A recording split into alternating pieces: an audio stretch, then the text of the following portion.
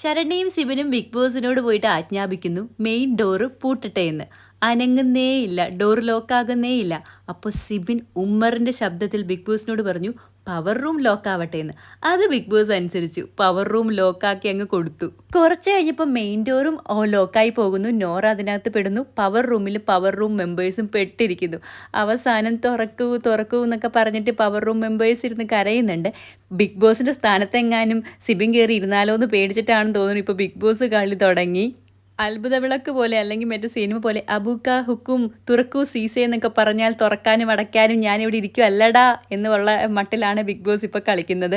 നോറ അവിടെ ഇരുന്ന് പറയുന്നുണ്ട് ബിഗ് ബോസിൻ്റെ കളിയാണെന്ന്. അവസാനം എന്താണെങ്കിലും പവർ റൂം മെമ്പേഴ്സ് ഇരുന്ന് കരയുന്നുണ്ട് തുറക്കൂ തുറക്കൂ എന്ന് പറഞ്ഞിട്ട്. ഋഷിയും സിബിനും ശരണ്യയും പൂജയൊക്കെ അപേക്ഷിക്കുന്നുണ്ട്.